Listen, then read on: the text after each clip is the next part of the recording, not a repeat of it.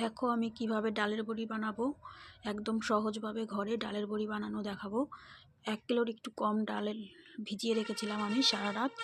সকালবেলা ডালগুলোকে ভালো করে পেস্ট করে নেব। পেস্ট করে নিয়ে ডালের বড়িটা দেব। দেখো কেমন করে বানাচ্ছি, একদম সহজভাবে। এইভাবে হয়তো কেউ কখনো দেখায়নি। ডালগুলোকে পেস্ট করে নিয়েছি। এবার এর মধ্যে কিছুটা কালো জিরে আর একটু নুন দিয়ে ভালো করে মাখিয়ে নেব চটকে। যত মাখা ভালো হবে তত সুন্দর হবে বড়িটা। পরিষ্কার একটা বস্তা পেতে, পরিষ্কার সাদা কাপড় পেতে নিয়ে ডালের বড়িগুলোকে আমি দেব। দিয়ে রোদ্রে 3-4 দিন শুকিয়ে নিলেই আমার বড়ি রেডি।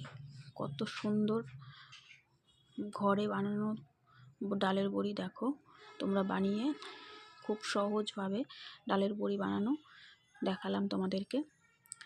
আর এইটা ছোট থালায় আমার মেয়ে দিয়েছে, দেখো ডালের বড়ি আমার সঙ্গে সঙ্গে।